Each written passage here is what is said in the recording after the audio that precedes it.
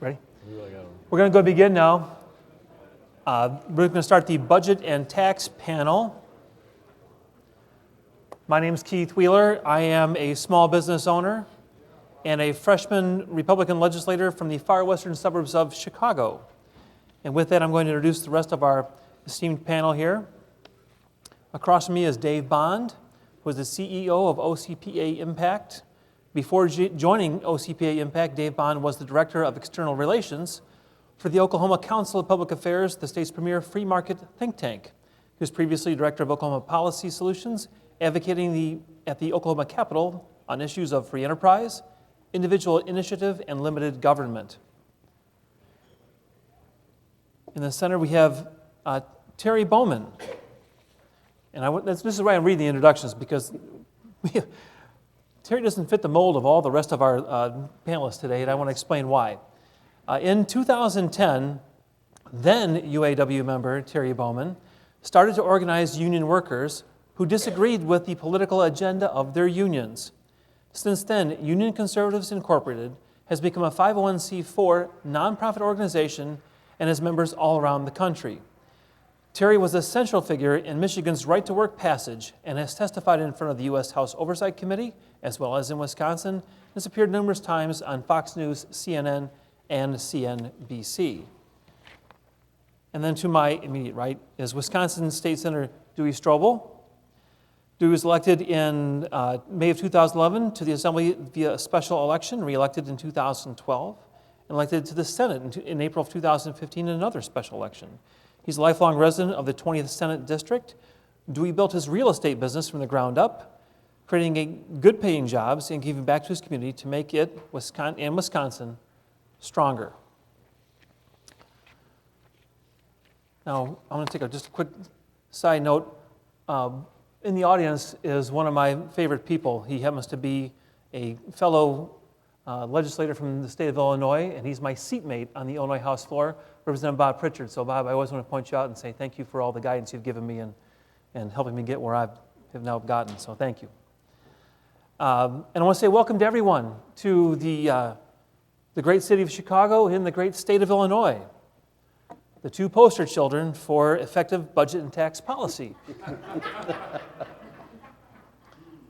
And when Marianne reached out to me to ask me if I'd be a moderator for this particular session, I was wondering why she asked me to be a moderator and not a panelist. And I thought for a second, well, let's see, Illinois has no budget going into our fourth month of the fiscal year. We have the worst funded pension system in the United States, and my beloved city of Chicago here has the nation's highest sales tax rate while planning a massive property tax increase in the coming weeks.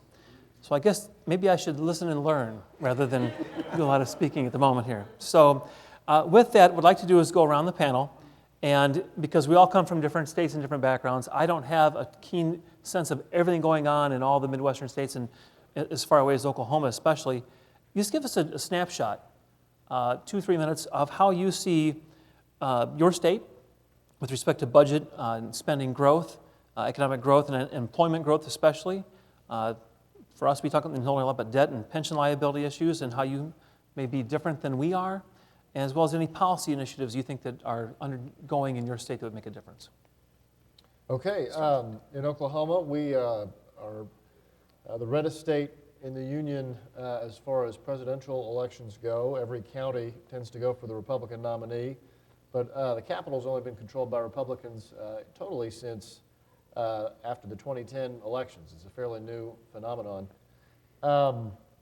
We have a long history of losing a lot of our best and brightest folks to Texas at some point in their career path, either fresh out of college, take the retirement payouts there, or anywhere in between. So I mean, it's part of it's about figuring out how to beat Texas in something other than college football, and so that's part of this.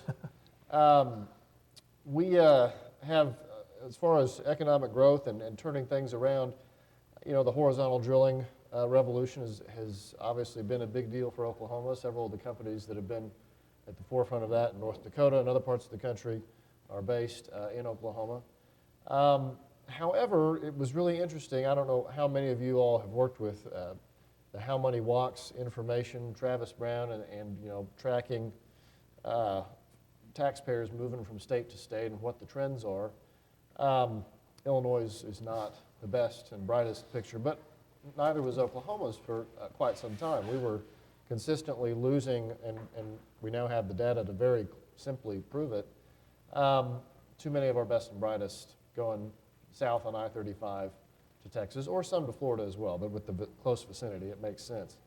However, that began to turn around, and we began to keep more taxpayers than we lost starting in 2005, when Republicans had actually just taken the State House of Representatives for the first time since the 1920s, and they passed historic income tax reductions. And ever since then, I mean, that literally was the changing point. We began to see more taxpayers staying in the state than leaving each year. I mean, in the last census, every state but Michigan saw raw population growth. But in a lot of states, we're literally declining year to year to year in the number of taxpayers in our state. And regardless of how big or small any of us think state government needs to be, especially with the federal government clamping down more and more on the private sector and workers and job creators each passing year, it's about, how do we attract more taxpayers than we lose to pave that mile of road, employ that teacher, so on and so forth. We've also done some pretty significant pension reforms over the last couple of years, and some other stuff too. Happy to talk about any of it. Well, I come from the state of Michigan, and as all of you probably know, Michigan really is the comeback state. The decade before the current decade we're in, from 2000 to 2010, in Michigan we called the lost decade. As you just heard, Michigan did not have any population growth, in fact lost population in the last decade, and we had negative economic growth as well in the last decade. Since 2010, however, Michigan has changed much for the better. One of the things that I always say is in order to make your state better, you need to do three things. You need tax reform, labor reform, and pension reform, and all kinds of, in fact, what I just heard from the last panel maybe is power reform as well, energy reform. So when you take all those things together, I think Michigan has done a phenomenal job under Governor Snyder and the current legislature. Some of the things that we did, first of all, is Governor Snyder on the tax issue turned around Michigan from having what was called as the Michigan business tax to incorporating a flat 6% tax rate in Michigan. The Tax Foundation, which before this happened, listed Michigan as 48th in the country for their tax policy, now, as of today, lists Michigan as number 13. And while there's been some smaller things done, that converting to a flat tax corporate tax rate has done a wonderful job for Michigan to turning our taxes around. As you may know, Michigan is now a right-to-work state. That was passed in 2012. And as many people have told me around the country, that if it can happen in Michigan, it can happen anywhere. And we've seen that grow through the Midwest. It started with Indiana. Next was Michigan. Now, Wisconsin, of course, is a full right-to-work state. They were right-to-work for public sector, but now they're a full right-to-work state, even in the private sector. In Michigan, unfortunately for our pensions, we do have a lot of underfunded pensions, as in any other state. In fact, for the Michigan Public School Pension Fund, just a report in June of this year shows that we're $26.5 billion underfunded liabilities, and that's just for public education. So we've really got to do some things there by changing from by defined benefit going to defined contribution plans. It's got to happen, and it's got to happen throughout the states and the country as well. What I really get involved with is pensions is the messaging aspect to union members around the state. And I think that is so important for you guys to understand, you the legislators here today, is that the messaging on changing benefit plans to a defined contribution plan really benefits the individual worker, and that message is really important to get out. And ongoing in Michigan, some of the things that we have happening is probably by the end of the year, we're going to be repealing the Prevailing Wage Act in Michigan. So these labor reforms, along with regulatory reforms and tax reforms, is really positioning Michigan to be strong in the long run. Now, all of that sounds good, but what does that actually mean? What does that? What is the result of that? Well, when you look at economic growth, Michigan is now leading the country in manufacturing jobs. Indiana is behind us, and when you look at the area, Ohio, which apparently has a wonderful energy plan, but it has not really enacted a lot of labor reform. As far as their job growth, it's lacking behind Michigan and Indiana as well. So I think when you blend the labor reforms and the tax reforms, I think it leads to economic prosperity for all of your citizens. So. Go right ahead. Great, thank you. Well, I'm Dewey Strobel, and my background is as a small businessman. That's really where I come from, and quite frankly, I never thought I'd be in politics. But I have a big family. I have 8 kids, and when I looked at economic opportunity and being born and raised in the state of Wisconsin, and seeing where our prior administration, this is prior to 2011, was going, you know, it was just something that was shocking to me, where we were seeing jobs leaving, people leaving, you know, businesses leaving. I mean, we were chasing them out of the state. And, you know, something had to be done about that. And I've never been one to sit around, so when a spot in the assembly opened up, I ran for it. And I felt, as I think really we all probably do, that government needs a lot more representation of just the average, everyday person, the people out there running the business, the people out there paying the bills, you know, the people out there who shop with their neighbors, who are raising their kids and doing all those types of things. We need more of that, just kind of as our founding fathers intended for citizen legislators. So that's really where I thought I came from and where I thought I could help. And you know, in January of 2011, we started out with a clean slate in Wisconsin with our new governor, Governor Walker, as well as Republican legislatures on both sides. And there were some bold initiatives that were undertaken. And I tell you, we are starting to reap the benefits and see those of smaller government and lower taxes. Because really the way I see it, all of us 50 states, you know, we're competing against ourselves. You know, yeah, we're in a world market too. We compete against other countries. But as a state, we compete against other states.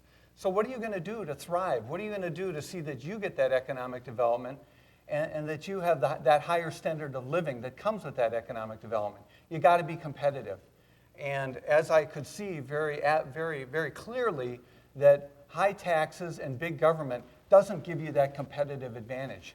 That just really holds back, you know, the capitalistic system that we have that made our nation the greatest in the world with the greatest opportunity. So I didn't want to keep heading that direction, at least on our state level. I wanted to head the other direction. And of course, with Act 10, we really unleashed a lot of the freedoms that we needed in our state. We were slaves to the public labor unions, is what we were. With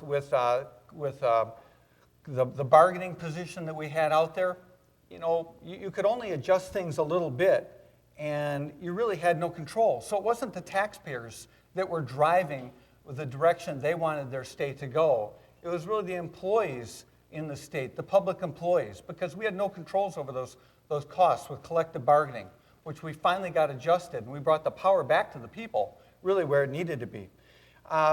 We've continued to do things along those lines. This last session, we were able to pass right to work, and we were also able to pass prevailing wage. Again, continued free market reforms that are going to allow our economy to thrive. Now, Wisconsin, of course, as you probably all know, has always been a high-tax state. Now, we've made some great progress in that regard, but we are still a high-tax state.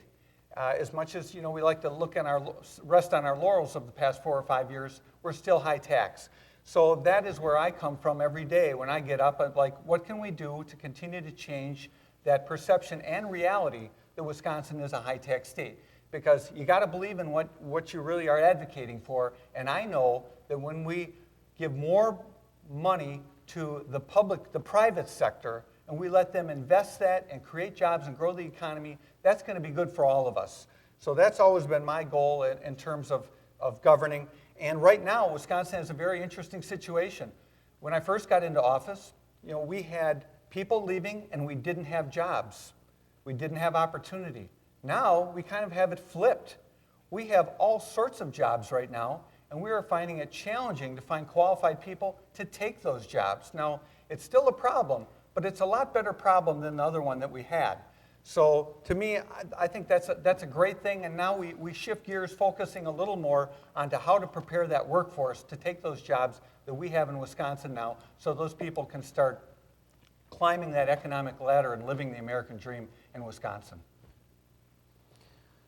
Fantastic. And I've gotten a whole education here in the last 10 minutes about where I'd like to see Illinois from where we are now to where we could be. Because what you mentioned there really is the competitive spirit among the states, among the companies who have the mobility to choose a state. Mm-hmm. And we've seen that exodus that you were mentioning before about people and jobs leaving a state. We're experiencing that here right now. So these policies are very important for us to see the effects, the positive effects that you've seen in your states. So let's go back for a second here and look at it in our crystal balls of what we could see going forward. What would be the most effective policy if you could take and apply it to your own home state to drive further economic growth and further job creation within your state? Why don't you start this time? Sure. Well, first off, you guys don't have to be in a hurry to fix things because we're happy to benefit from your problems. I'm gonna just tell you, the biggest benefit we got from the big standoff in Wisconsin was all those hotel rooms that your Democrat legislator used in the northern part of our state. So Yeah, that's true. at least give back a little bit. But as far as I'm concerned, they can move and live by you and pay taxes there too. So, Oh, my. I think the most important thing that we can do is continue to reduce taxes, continue to make government smaller, because we're going to be empowering our workforce to keep that money to, again, grow their businesses, to grow their jobs, to let those employees buy that other car, put that addition on their house, or buy that new house. And that just continues to drive what we're looking for in our state. And also, when we make government smaller, and I think the way we make government smaller is to reduce the amount of money that government gets, because I don't think they're ever going to get smaller on their own. The only way you make government smaller is to cut the money that they get. That's what we need to do. And I think that's a good thing, and that takes us back to where we were and what made this country great. And then when you reduce that size of government, not only the taxes, that money stays in the private sector, you reduce the amount of regulation that you have out there. And that is one more thing that unleashes the private sector, unleashes entrepreneurialism, when you get rid of the unnecessary and burdensome red tape that we oftentimes have out there. So I think it's really a double benefit when you reduce taxes. A, keep the money in the private sector. B, smaller government, less red tape. Again, more economic development. Excellent. Go ahead. Excellent points. I think when you're looking to develop economically in your state, you have to listen to the job providers. What are they looking for when they're looking to relocate? One of the best avenues for that is Chief Executive Magazine, and when they talk about exactly what they're looking for when they want to relocate. Labor issues is a big issue, obviously, and taxes, quite frankly. I mean, a lot of us states are competing with other states that have no personal income tax and may have less regulatory reforms. So is there one particular piece of legislation I think would benefit Michigan the most? I think you combine taxes and labor reform together, and you're going to have a winning combination every time. Other states have done it. The Rust Belt, so-called Rust Belt, the Midwest states have been a little slow because of the high percentage of union membership to getting some of those regulations decreased. But we're on our way. We're starting to see the light. We're starting to come through. And I think it's a message and a hope of positive change that not only is happening in Michigan, Wisconsin, but can happen all throughout the country as well. So Sure. Dave? I think it probably depends on what part of the country your state is in and what other ingredients you already have in the mix as far as what's the silver bullet for your particular state. But at the end of the day, most of it comes down to making it the best destination for taxpayers and job creators. And I think for Oklahoma, at least, it's probably a twofold deal. One is to get rid of the penalty on work. You know, some states literally penalize you for getting up and going to work each day. We're paying people not to work, and we're assessing a penalty on the act of working. So it is very, very strange when folks choose not to engage in work. It's just baffling why anyone would choose that other option. I'm obviously being very sarcastic. And so getting to that point, even if it's a gradual phase-out process, but eventually eliminating the penalty on work in Oklahoma, because, I mean, we're a smaller state butted up against Texas, a no-income tax state. We can't compete with them on raw volume. I mean, we can't do that. I mean, a neighborhood convenience store cannot defeat Walmart. I mean, that's a bit of an exaggeration, but not entirely. The other part, too, is making sure the burdens on taxpayers at the state level that have the tendency to grow the most are really held in check. And one of those is pensions. Last year, 2014, we put in a pretty significant pension reform in Oklahoma, putting new hires in most of our state government agencies on a 401k style defined contribution plan. The sky has not fallen, the sun is still shining, birds still chirp in Oklahoma. And the other is Medicaid reform. I mean, probably for most of you, Medicaid's been the fastest growing area of your state government. In Oklahoma, it used to be that education spending was the biggest chunk of state government spending. It's in the last 3 or 4 years, that has changed. And it is now health-related spending in Oklahoma. And it's primarily because of the massive growth of Medicaid. And we haven't done the Obamacare Medicaid expansion. It's without that it's grown so ridiculously. So, other states, Florida, Louisiana in particular, but Kansas and several others are putting these Medicaid reforms in place to bring more personal accountability into it, bring more market forces into it.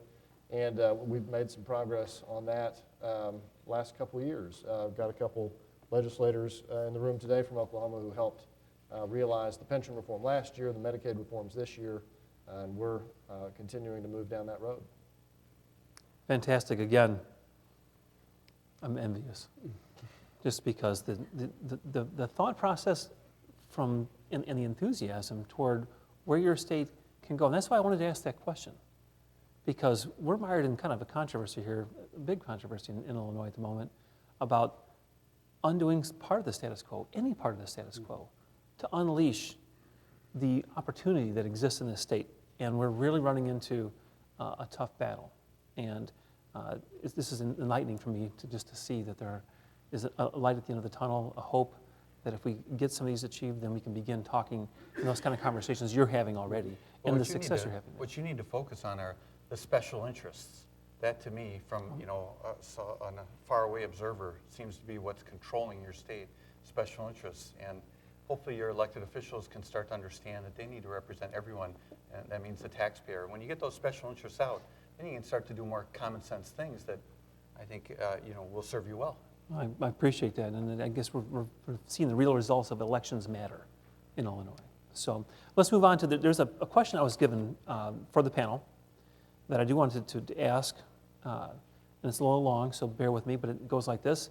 As more states see their revenues begin to recover, many are faced with the question of whether to restore spending cuts or cut taxes to help encourage continued economic growth. Still, many other states, Illinois, still face a precarious fiscal situation in large part due to unfunded pension and other liabilities for public employees. I know we've touched on some of those before, but I want to hear more about Oklahoma and their perspective of are revenues increasing or decreasing in your state, or and how does the long-term liability situation fit into that equation?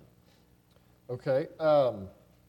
Yeah, I mean, in Oklahoma, as we've been gradually reducing the income tax, and then also as fracking and combined with horizontal drilling has taken off, we've been reducing the tax by 1/4, but I mean, we've had record total tax collections for 10 of the last dozen years, only dipping twice during the recession. We've bounced back to 4 years of record high total state tax collections, even though 1/4 of our income tax has gone away, which, I mean, how could that happen? But now that the price of oil has dropped in half, I think when folks fill up their cars at the pump, it's usually considered a blessing. In Oklahoma and some other states where we've been quite reliant and not seen enough natural diversification in our state's economy beyond the oil and gas and agricultural sectors, there's some stress right now. The last few months have been tax collections in Oklahoma have dipped compared to the previous month the year before, so things may be moving in the other direction. Income tax collections are still higher than they have been. Sales tax collections are roughly the same, but that has made a dent. However, I mean, in the fiscal year for government that just ended, lawmakers were dealing with a $600 million shortfall, and yet ended up appropriating more than they had the previous year, which was an all-time record in total state government spending. So it's a tough balance. I think any capital building, the tendency that most folks come into the office with is you need to spend more on this because it would be fantastic, and maybe it would, but it's a tough balancing act. I mean, we're still spending state taxpayer dollars on golf courses and rodeos, but yet we need to have a teacher pay raise. So prioritizing the money you have, the resources you have, is something that every state is facing, and we are too. Thank you. Well, I think the question is an interesting one. The question is, with states recovering now, do we continue to cut taxes? Well, I think the answer is pretty obvious, that you have to create that environment that creates jobs. Because if you're talking about taxes, you're basically talking about revenue coming into the state. What's going to increase that revenue if you need that additional revenue, which I think most states do because of the underfunded pension liabilities. You need to pay down that debt. That debt is just a cloud hanging over everything in the states that have that. So what creates the environment that creates the jobs? Well, again, as we said earlier, a tax policy and a tax policy that gets job providers perked up and willing to take a look at your state where they maybe never had considered your state in the past for relocation and relocation of jobs. Because just the fact of dropping unemployment rates means more taxpayers, more money into the treasury in additional revenue. So the question, I think, is obvious.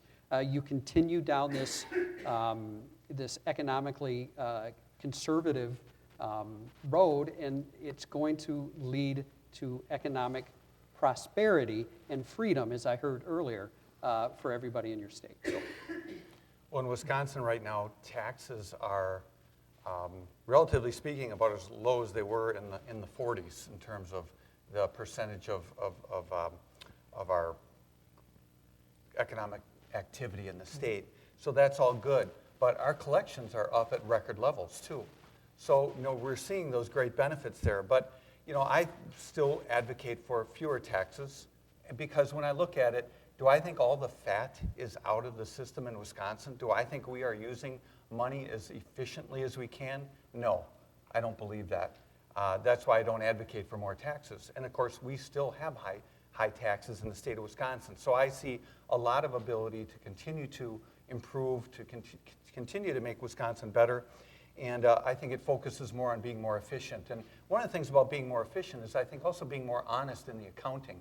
We have to have a balanced budget by our Constitution, but of course, I know some of the games I've played in Wisconsin is you borrow money to balance that budget.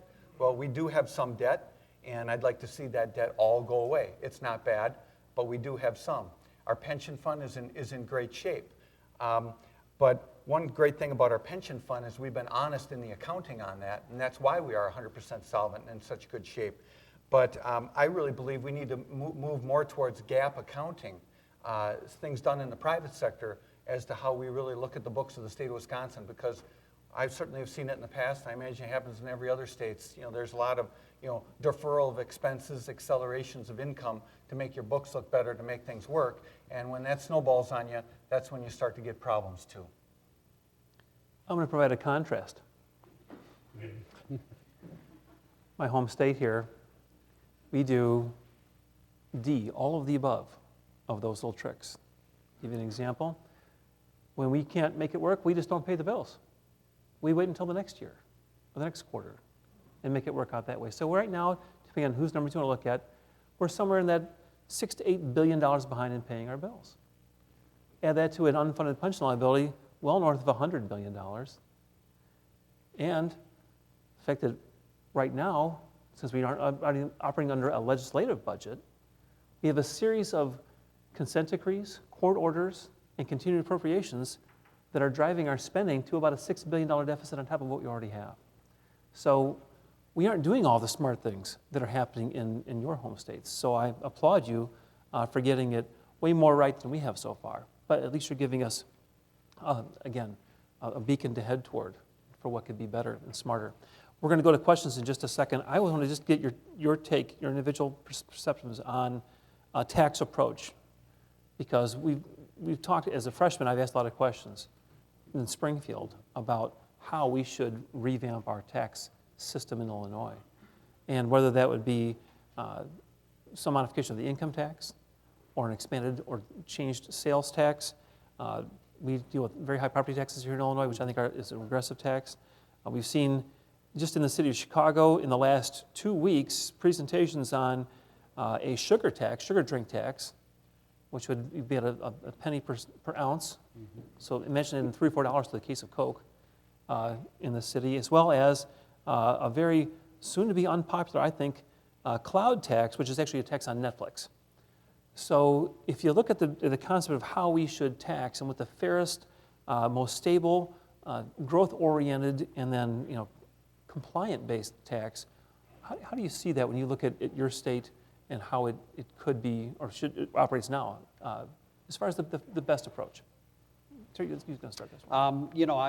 I'm a big proponent of a consumption tax. I think overall it is not regressive. As long as you put in with the consumption tax a policy to help out those who need it most, that a consumption tax actually is the most fair. It does not hurt work, getting up and going to work every day. It does not attack your wages. It encourages people to work. And in my belief, I think every state and nationally should go to some kind of consumption tax. Thank you. I think consumption tax is certainly a laudable approach. If you can't get there, though, I think a flat tax is something that something that is simple, fair, and easy to understand. I mean, I think that's good for everybody, and that would be something that I would certainly advocate for at our state level. There's a lot of benefits to that. Excellent. It's no secret that we would prefer to get rid of Oklahoma's income tax however long it takes. Doesn't have to be all at once, and probably shouldn't. I mean, in Oklahoma, the only thing that people rush to conclusions on is which coach should be fired after the OU Texas game. And it's always a very heated debate. But some states, I think more than others, property taxes are particularly concerning. In Oklahoma, we have a lot of, agriculture is a very dominant industry in the state. And so there's a lot of folks in that industry justifiably concerned that, Texas has a higher property tax burden than Oklahoma does. So, Texas has no income tax. It must be because they have a just property tax that strangles people as soon as they buy a home. Down in Oklahoma, or in Texas, what's funny though is that, so many firms and individuals and retirees and recent college graduates are going to Texas and paying these just horrendous property taxes, and they're not coming back to Oklahoma because we have low property taxes most of the time. They're pursuing better opportunities in Texas that come with the property tax, but somehow it may not be a big difference in tax burden year to year, but it's compounding over time, the savings they're seeing in Texas, the opportunities they're seeing in Texas, and other regions in the country are seeing similar dynamics. States around Tennessee are seeing those dynamics. States near Florida are seeing those dynamics. States near Wyoming are seeing those dynamics. And so we want to keep moving things that direction without putting pressure on property taxes going up. That's why we believe a slow and steady approach is best in our state, at least. Excellent. Thank you, gentlemen. Just to give the quick Illinois recap on this, we have extraordinarily high property taxes. We do have a flat income tax at the moment, although there was quite a push in Springfield to enact a millionaire's tax that did get defeated, which was one of our shining victories of the session so far. So we have a couple things right, but we've got a long way to go. With that, why don't we go and begin the question and answer session, because I think we're up about 15 minutes to go. Yeah, we're running out of time, so if we could keep questions to 30 seconds or less, so we can get to as most people as we can. Sure. You mentioned economic development and the competition between states for new jobs.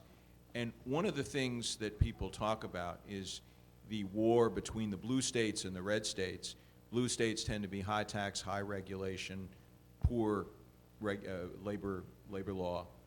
And one of the things that may be going on in Washington is the administration, using their regulatory power, is trying to make the regulatory and labor environment bad in every state, so there's no advantage from moving from Illinois to Wisconsin or from California to Texas.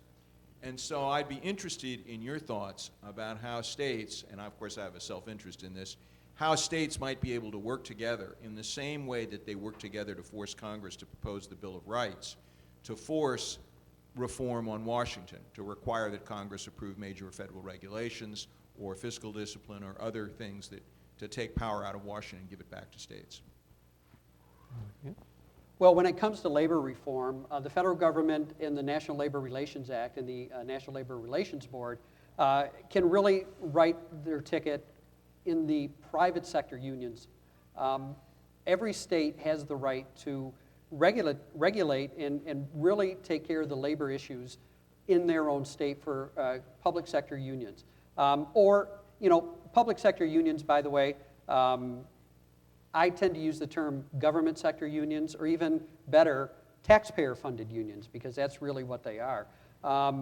So the states themselves, no matter what the federal government does regulatory as far as labor, as far as the government state employees, the states have that right to make changes. So it doesn't matter what the federal government says.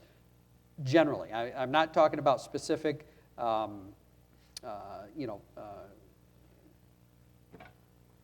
constitutional issues or something like that, but we're talking about regulatory stuff that has to do with labor inside the state itself.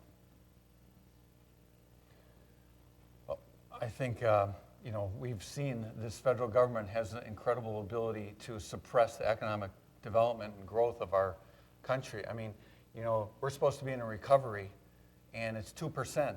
What's a normal recovery? 4%. We're pumping money into this system like you can't believe, and we've got 0% interest rates. I mean, if we can't get economic growth with that, where can we? But of course, we're seeing all these things that are hitting us with the federal government, all the regulation, all the taxation, all these types of things. And so I got to give a hand to capitalism to be able to even survive in that environment with what we've got. But, but that's why I believe once, we get a federal government that's going to be doing the right thing, at least more so than the one we have now, we can really unleash the powerhouse that we are in the United States here as a world power in the world economy. Let me quickly add, I don't know if any of you have this from the table. It's called Labor Reform in the States, and it's a visual timeline put up by the Mackinac Center for Public Policy in Michigan. But the reason I say this is there's a lot of legislators in areas that may be heavier blue than others that are afraid to take on labor reform.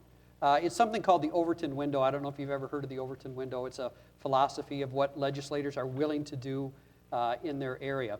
But something very important in this timeline, and I hope you get one, it makes it very clear that in Michigan and in Indiana, even though the government sector union leaders were saying that there was going to be quote-unquote hell to pay because of the labor reforms that happened in those two states, not one Republican seat was lost in the elections after they did that labor reform. So labor reform is something that the citizens want, and it's something that it may be tough to put up with a lot of the protests, but it really benefits the citizens in the long run. That So, really is a cool yeah. thing. Next question. Questions?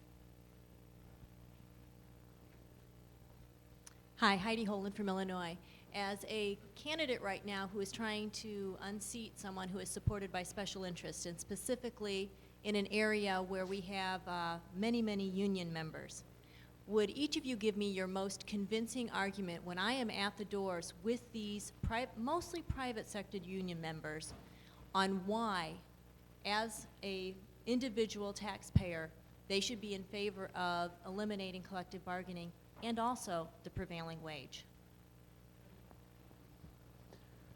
Well, first of all, prevailing wage in the state is based on something called Davis-Bacon on the federal side. You know that. Do you know the history of Davis-Bacon? Davis-Bacon has a very dark history behind it.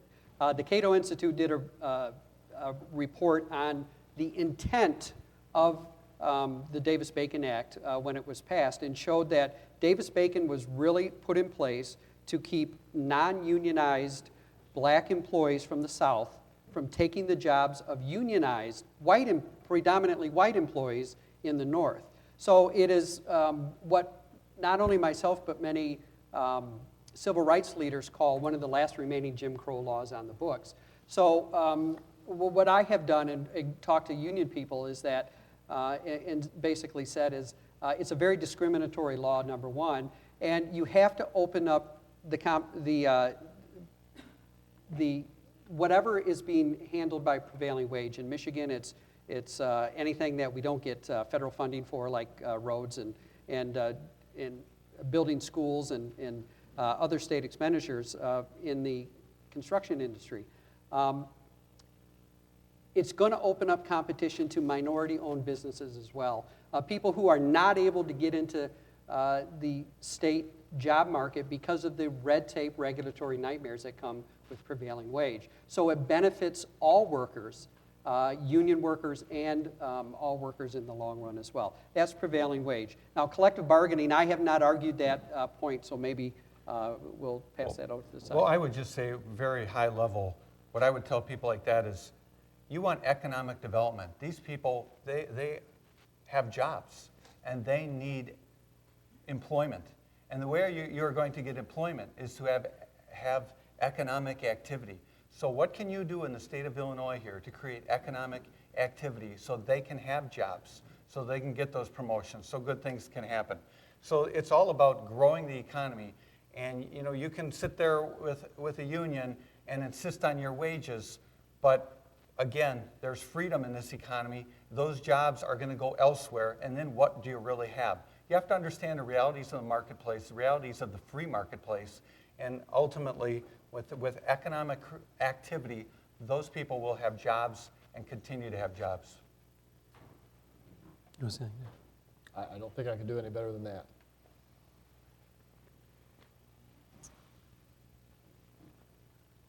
We questioned out. Let me ask you a question real quick that is on my list I didn't ask yet. Remember, Oklahoma, right to work or not right to work? Right to work. Okay. 2001. 2001. When that occurred, was there a mass exodus of high-skilled labor leaving the state of Oklahoma? No, I mean, average wages have gone up. I mean, an impediment that still existed was our workmen's compensation laws. After that, those have since been reformed, but haven't necessarily had time to fully take effect. But no, there are still people working in jobs in that sector in Oklahoma. Yeah. Excellent. The statistics show when you implement right to work that you have higher wage growth and that you have greater employment. I mean, those are the facts.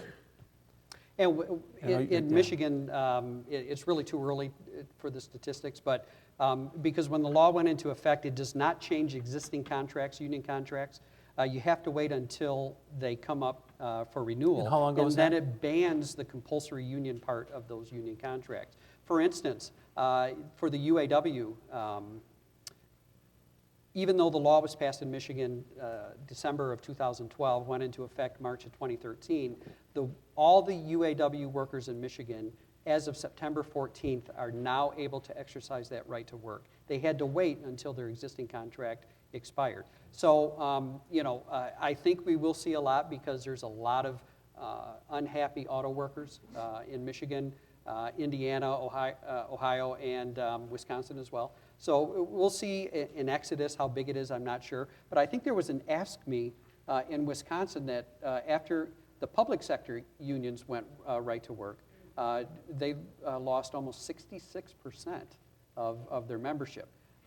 That's not a statewide figure, but I think there were certain Ask Me chapters that lost that much, which shows me that union officials and union leaders were not doing their job. They were not accurately and efficiently representing their workers. Otherwise, the workers would want to stay. Quite simple. Question. Sure. Dwayne Quam, Minnesota House. Of all the, about half the states are now right to work. My understanding is that none of them, that there are still teachers unions, firefighters, police, all those unions are there. The only difference is they are responsive and earn the dues. Is that a correct statement? It is a correct statement. Being the leader of a union organization called Union Conservatives, I have members all throughout the United States, and people who disagreed with me at the beginning, who maybe lost their job in Michigan and moved down south to get a job, are still in a union environment down there. I've had dozens of people email me apologizing, saying, my union down here, knowing that I can leave anytime that I want, represents me so much better than my union did in Michigan. And you're exactly right. In fact, if you look at the Bureau of Labor Statistics, in 2013, the only states that increased their union numbers was in right-to-work states. In non-right-to-work states, their union population dropped. It's fascinating. Anything else? With that, I'll say thank you very much for being here. Thanks for engaging with our particular part of the Emerging Issues Forum. And